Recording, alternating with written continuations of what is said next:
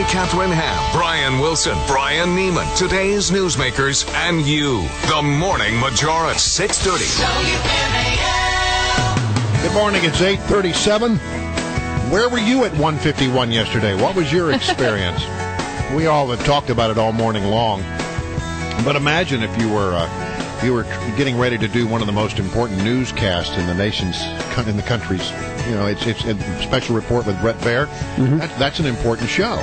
And you have an earthquake, and they chase you out of the building, so you can't stay in the building. You go out to the plaza 400 North Capitol, and you do a live shot, and then they tell you, hey, I'm not sure you're going to be let back in the building. That's what Bret Baier found. That's the position he found him for a while yesterday. Bret, they eventually let you back in, but what were you going to do? Morning. We were going to do the show out on the sidewalk. But then they said, listen, the building is still closed, and your staff can come back in, but everybody will be working at their own risk. Wow. And I said, we asked everybody, is it okay? Do you want to come back? And to their credit, every single one of them did, and we got the show on the air. Yeah, well, Nice. Congratulations on that. What was your first thought yesterday when this thing hit? Well, the first thought was, I was in my office, and I thought, this is construction. There's a lot of construction going on nearby, and this probably was that. And then the second kind of wave of it happened, and a couple pictures fell off the wall. And, it was a big hit. Chad Pergram, our producer on Capitol Hill, was running out of the Capitol at the time saying he thought something hit the Capitol building. So, the first thing you think is, here we go again, this close to 9/11. Yeah. I have to ask you, I have two kids, I think you do as well. What was your kids' reaction? My 3-year-old kept on asking me when the volcano and hot lava were going to hit. Yeah, that's what my son, something fell off the wall, and he said, are we in Japan? You guys have. Your kids are well too informed. Yeah, you guys have screenwriters in your future. I'll take that. Joe, Bret, let's turn to politics for a moment.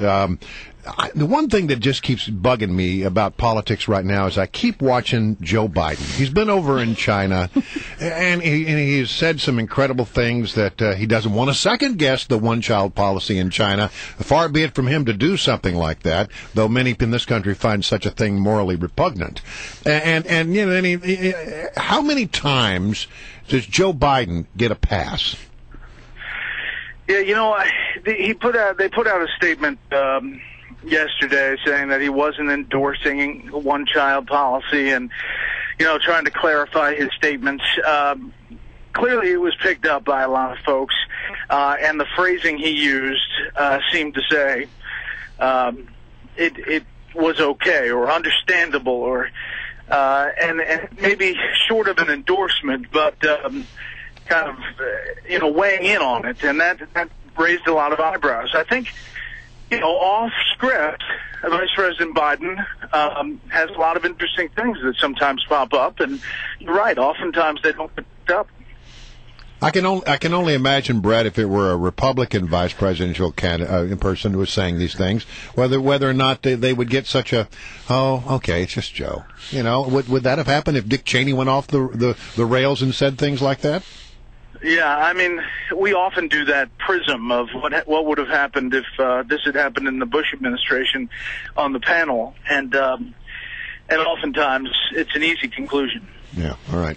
Well, the AP report says, how you tweeting about this earlier, interesting, that the Libya rebel leader is heading to France to meet with Sarkozy this week. You guys have any folks on that for the panel this week? Any thoughts of what will come of that?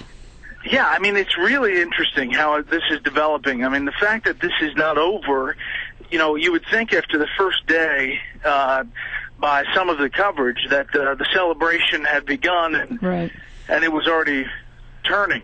And we're now in day 3 of serious fighting there, and they can't find Gaddafi. So I think they're trying to set up this Transitional National Council as the new government, even though they're not really in power yet. Yeah. And that, I assume, is what that meeting is about. This is fascinating because it seems like the roles are going to be reversed soon, if they're not already, and that is the rebels will have control of the country. Maybe they don't have a government formed, obviously, but still they will have, control of pretty much most of Libya. Gaddafi, meanwhile, will be out of control, out of power, but will be bunkered in and will have some weapons, and he'll be the one with the guerrilla warfare that's going on. The roles have reversed or will reverse. Yeah, and then what's very dangerous in this first time is the tribal nature of Libya. 42 different tribes in this country, and at one point, Secretary of State Clinton months ago referred to Libya closer to Somalia than it is to, let's say, Iraq or another country like that had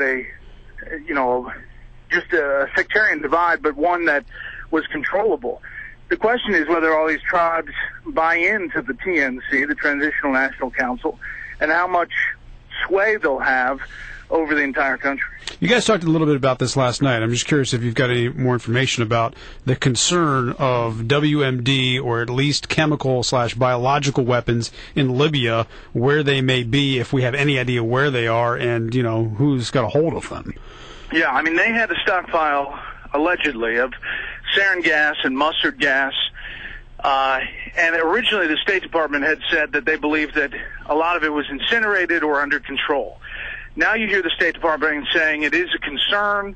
We want to know that it's under control and being guarded. And the House Intelligence Committee Chairman, Mike Rogers, is raising the alarm every interview he goes on, which suggests that they have seen some new intelligence or believe they have new intelligence, that there are question marks here. Well, and the other thing about that is if the wrong people end up sort of leading Libya in the days ahead, they're going to have a lot of oil revenue at their disposal. That scares me a little bit, Bret, that the wrong people could be actually well-funded. Well, not only that, not only the oil revenue, Brian, but the frozen assets of Gaddafi that are being unfrozen here in the U.S., more than $35 billion in T-bonds, actually, the Treasury Department is handing over to the Transitional National Council. And, they'll have a lot of funding. Yeah. There's word that they may pay back the U.S. The $900 million that we are in for this operation, but they'll have a lot of money at their disposal.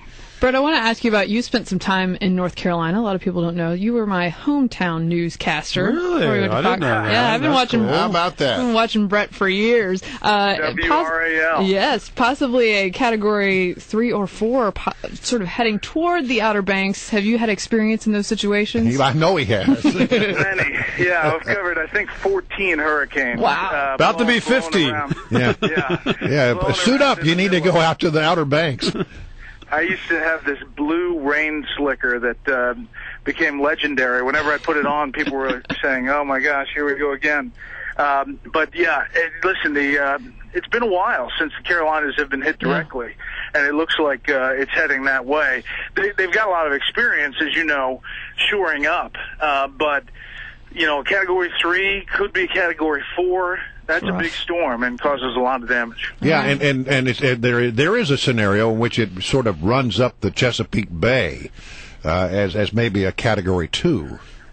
Yeah. That would not be good. No, definitely not.